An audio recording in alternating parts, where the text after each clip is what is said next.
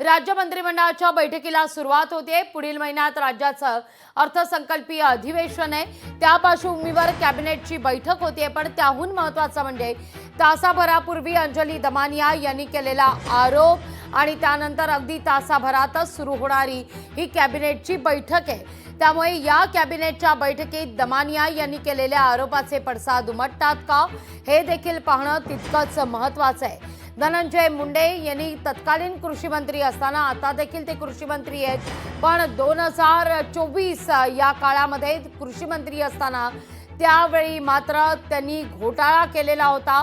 इतकंच नाही तर जवळपास 350 कोटीचा घोटाळा करण्यात आल्याचा आरोप दमानिया यांनी केलेला आहे। आणि या सगळ्या प्रकरणी आता मात्र फडणवीसांनी राजीनामा घ्यावा असं देखील दमानिया म्हणतायत। इतकंच नाही तर भगवान गडानं देखील मुंडेंचा पाठिंबा काढून टाकावा असं देखील अंजली दमानिया यांनी म्हटलेलं आहे। या सगळ्या घडामोडीनंतर कॅबिनेटच्या बैठकीला आता सुरुवात होतीये।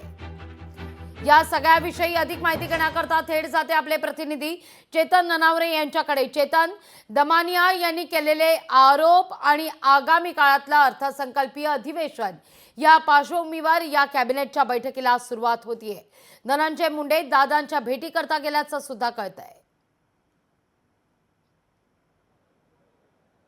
निश्चित लागवी आजची जी कॅबिनेट बैठक आहे ती विशेष अंगाने महत्त्वाची असेल। अनेक कंगोऱ्या आहेत या कॅबिनेटला। सगळ्यात पहिली गोष्ट ज्या प्रकारे तू नमूद केलं की धनंजय मुंडेंवर झालेले कृषी विभागातील घोटाळ्याचे आरोप असतील, या संदर्भात आजच्या कॅबिनेटमध्ये चर्चा होऊ शकते। दुसरीकडे आगामी अर्थसंकल्पाच्या तरतुदींसंदर्भात सुद्धा आजच्या कॅबिनेटमध्ये खलबतं होतील।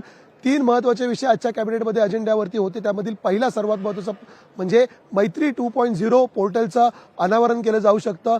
मैत्री हा एकंदरीत पोर्टल जे आहे ते राज्यातील जी औद्योगिक गुंतवणूक आहे ती वाढवण्यासाठी आणि त्यासाठी मिळणाऱ्या ज्या परवानग्या आहेत त्यामध्ये सुलभता याव्या यासाठी हे नवीन पोर्टल तयार केलं जात आहे।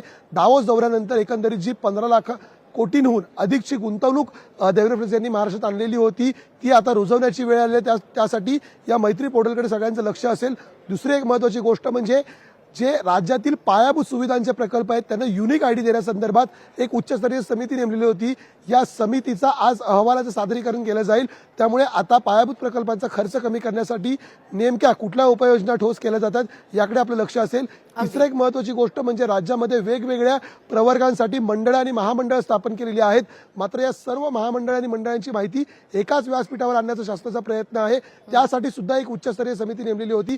त्याच्याही अहवालाचं आज सादरीकरण मंत्रिमंडळ बैठकीत होणार आहे। आणि चौथी महत्त्वाची गोष्ट म्हणजे पुण्यातील मुळशी या ठिकाणी असलेल्या टेमघर धरणाला लागलेली गळती असेल ती रोखण्यासाठी तब्बल 315 कोटींची तरतूद करण्यात येणार आहे।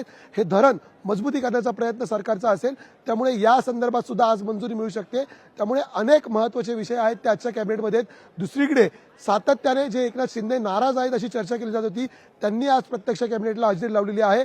त्यामुळे शिंदे आणि पालकमंत्री पदाचा तिढा हा सुद्धा आजच्या कॅबिनेट बैठकीत सुटतोय का याकडे सगळ्यांचं लक्ष असेल। त्यामुळे राजकीय दृष्ट्या, सामाजिक दृष्ट्या आणि औद्योगिक दृष्ट्या आजच्या कॅबिनेटमध्ये महत्त्वाचे मुद्दे असतील। लागवी अगदी चेतन, तुर्तास धन्यवाद तुम्ही दिलेल्या एकूणाचे सविस्तर माहिती करता।